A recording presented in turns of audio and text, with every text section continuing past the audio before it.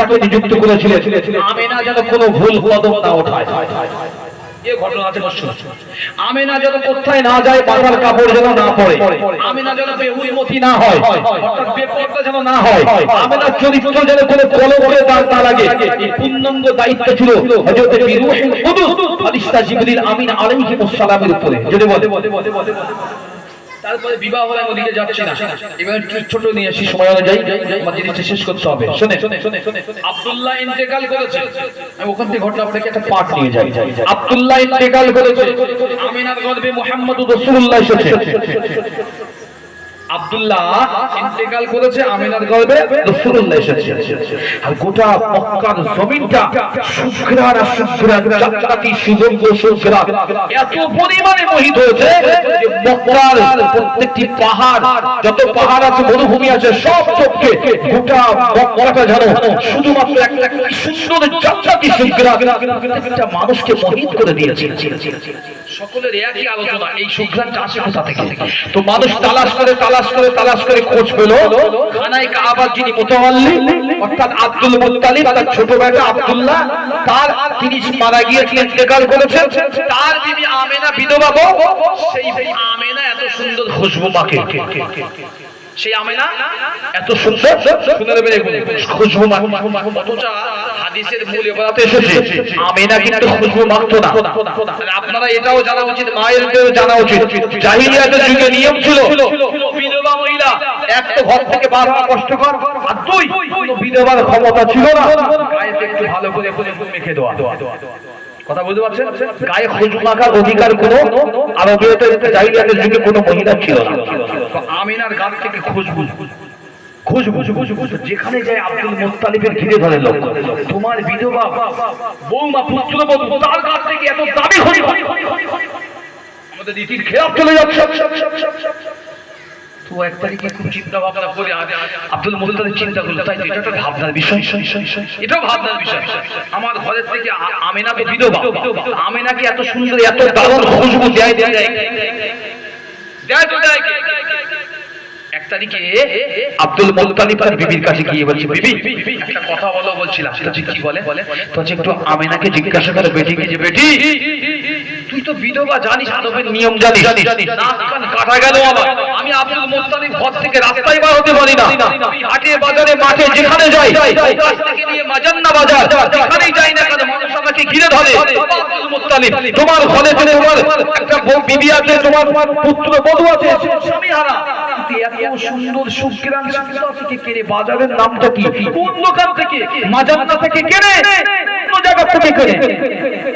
Abdul Muttalib বলছে, আমার নাক কান সব কাটা গেল। বিবিকে বলছি, জানো নাক কান সব কাটা গেল, আমি একটা সর্দার লিডার, আমার বিরুদ্ধে মানুষ এরকম বড় বড় কথা বলছে, আমার বউ মানে কি আতর মাখছে, খুশবু মাখছে, এমন খুশবু মানুষকে মোহিত করে দিয়েছে। আল্লাহ নবীর কলিজার টুকরা দাদা জান সিরাতে ইবনে হিশামের বর্ণনা এসেছে, মুসলমান এই নওজওয়ানেরা, যুবকেরা, আল্লাহ নবী দাদা জান হযরতে আব্দুল মুত্তালিব খানায় কাবার মুতাওয়াল্লি বিবির কাছে চলে গেলেন। বিবি রে আমি তোমার কাছে কি পরামর্শ করতে এসেছি। বিবি বলেছিলেন, স্বামী ও স্বামী আপনি কি এমন পরামর্শ করতে চান? আব্দুল মুত্তালিব পূর্ণাঙ্গ কথাটা বলেছিল, আমার বিবি আমাদের বেটি বৌমা আমেনা, আমাদের আমেনাকে জিজ্ঞাসা করো আমেনা এত সুন্দর খুশবু কোথা থেকে পায়। আব্দুল মুত্তালিবের বিবি বলেছিলেন, ও স্বামী ওখানে কাবার মুতাওয়াল্লি ও হাদিসের আব্বা জান, আমি আপনার বিবি একটি কথা বলবো বলেছিলাম, একদিন যাবত আপনাকে বলতে চাচ্ছিলাম, কিন্তু আমার সুযোগ সময় হয়ে ওঠেনি। ও হাদিসের আব্বা মুত্তালিব, আমি আপনাকে জানাতে চাই, প্রতিদিন যখন আমেনা গোসলখানায় গোসলটা সারতে যায়, প্রতিদিন যখন আমেনা গোসলখানায় গোসল করে আসে, আমেনা হাম্মামখানায় যায়, যখন হাম্মামটা সেরে বাইরে আসে, আমি আমেনার পরে ওই হাম্মামখানা গোসলখানাতে প্রবেশ করি। আমার স্বামী ওই খানায় কাবার মালিকের কসম করে বলি, ওই গোসলখানাটা যেন কে সুগন্ধি দিয়ে গোটা গোসলখানাটা যেন প্যাক করে রেখে এসেছে। আরো জোরে বলেন সুবহানাল্লাহ। স্বামী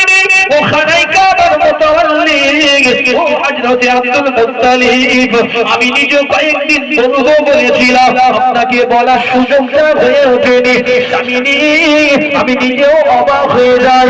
আল্লাহ নবী দাদুজান বলেছিলেন, আমার বিবি ও হারেসের আম্মা, তুমি বিবি আমেনাকে জাগরাও। ওই সময় আব্দুল্লাহ হযরত আব্দুল মুত্তালিবের বিবি বলেছিলেন, ও স্বামীনি, আমি আমেনাকে বারণ করতে চাইনি। আমি আমেনাকে জিজ্ঞাসা করিনি কি কারণ, কারণ আমেনা হচ্ছে সুন্দরী, আমেনা সত্য স্বামীকে হারিয়ে ফেলেছে। ও আব্দুল মুত্তালিব, আমেনা একজন হামেলা গর্ভবতী, আমি সেই মেয়েটাকে দুঃখী করতে চাই না বলে আমি একা একা জিজ্ঞাসা করতে চাই না। আজকে যখন আপনি আমাকে বলেছেন, চলে আমরা শ্বশুর শাশুড়ি মিলে আমাদের ঘরের পুত্রবধূ আমাদের বেটি আমেনাকে জিজ্ঞাসা করি। ভালো করে শুনলেন, স্বামী স্ত্রী আলোচনা করছে, শ্বশুর এসে তার বিবিকে বলছে যে আমার নাক কান সব কাটা গেল।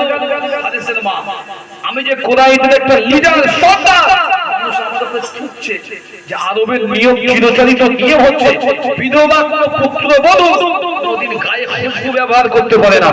তোমার ঘরে একটা বিধবা পুত্রবধূ সুন্দর এত দামি খুশবু পায় তো কোথা থেকে? যেন মানুষ মোহিত হয়ে যায় খুশবু। কোথা থেকে পায়? উনি বলছেন, স্বামী আমি বলবো আপনাকে, আপনি আমাকে আজ বলতে আপনি শোনেন। আমি অবাক হয়ে যাই, আশ্চর্য হয়ে যাই। আমি প্রতিদিন আমাদের বেটি পুত্রবধূ আমেনা গোসলখানা থেকে গোসল, আমি যাই পরে শাশুড়ি হিসাবে গোসল করতে। আমি যখনই গিয়ে গোসলখানার দরওয়াজা খুলি, ওই কাবার মালিকের কসম করে বলি, দরওয়াজা খুলতে দেরি, আমার মনে হয় ভেতরে কি যেন আতর খুশবু দিয়ে প্যাক করে রেখে চলে গিয়েছে। বোকার মতো দাঁড়িয়ে দাঁড়িয়ে কি সম্ভব? কি করে সম্ভব? এই তো আমেনা গোসল করে গেল। আমেনা তো আতর দেওয়ার মতো এখন দুনিয়ায় কেউ নেই। আমেনা বিধবা, আমেনার আশেপাশে কেউ যেতেও চায় না। বিধবাদের খুব কষ্ট ছিল জাহিলিয়াতের যুগে, তো আমেনার আশেপাশে কেউ যেত না। কি করে সম্ভব? স্বামী আপনি যখন আজকে বলেছেন চলে, আমি আমেনার কাছে শুনতে চাই। এক, আমেনা হচ্ছে সুন্দরী রমণী। দুই নম্বর, অতি অল্প বয়সে আমেনা স্বামী হারা। আজকের হামেলা মানে গর্ভবতী হয়েছে, ছোট্ট অল্প বয়সে মেয়ে আমেনা। আমি যদি শাশুড়ি হিসাবে তাকে জিজ্ঞাসা করি, যদি দুঃখ পাই, এই জন্য আমি মা হিসাবে শাশুড়ি হিসাবে জিজ্ঞাসা করতে চাই না। তুমি যখন শ্বশুর হিসাবে আমাকে বলছো, চলো আমরা শ্বশুর শাশুড়ি তার মা বাপ হিসাবে গিয়ে তার কাছে জিজ্ঞাসা করি, নিশ্চয়ই সে আমাদের আসল রহস্যটা ফাঁস করে দেবে। হযরত আম্মা রাদিয়াল্লাহু তাআলা আনহা ঘরে নক করা হলো, ডাক করা হলো, বেটি বাইরে এসো। আমেনা বাইরে এসে দেখছে শ্বশুর শাশুড়ি। কিছু বলে, বেটি তোমার শ্বশুর বলছে নাক কান কাটা যাচ্ছে, তুমি কি এমন মা? তুমি তো বিধবা, তোমাকে এত টাকা এত দামি সেন আতর খুশবু কে দেয়? কে দিয়ে যায় তোমাকে? তোমার তো স্বামী নেই বেটি। চারিদিকে মানুষ যে যেখান থেকে পাচ্ছে তোমার উপরে বদনাম করছে। তখন আব্দুল মুত্তালিব বলছে, বেটি আমরা তোকে কিন্তু খারাপ ভাবছি না, বেটি তোকে কোনো তৌহিদ করছি না আমেনা, তবে আমরা চাই, শোন, আমি আব্দুল মুত্তালিব, আমি সম্মানিত ব্যক্তি, আমি যেই ঘর থেকে বাইর হয়ে খানায় কাবায় যাই, কিংবা মাজার না কোনো বাজারে যাই, ও কাজের কোনো মেলার বাজারে যাই, ওটাকে ঘিরে ধরে আব্দুল মুত্তালিব, তোমার পুত্রবধূ আতর যে খুশবু ব্যবহার করে সুগন্ধি, কোন দোকান থেকে কিনেছি, কোন বাজার থেকে, একটু বলো। আমি তো জবাব দিতে পারি না।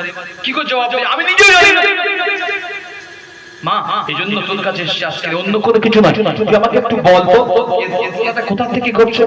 আল্লাহর কসম করে বলছে, হাদিসে এইভাবেই তরজমা বর্ণনা হয়েছে। হযরত আমেনা ডাকা শাশুড়িকে, ইয়া উম্মি, মা আপনি আগে আসেন। গোসলখানার দরওয়াজা খুলেছেন, খুলে বলে, এখানে শুধু আমার গায়ের সুগন্ধ নয়, দেখেন একবার নিজে থুতু নিয়েছেন, থুতু নিয়ে গোসলখানায় নিক্ষেপ করে বলছে, মা দেখো, থুতু নিক্ষেপ করতে হবে না, থুতু থেকে সুগন্ধে বিচ্যুতি হতে দেরি হয় না।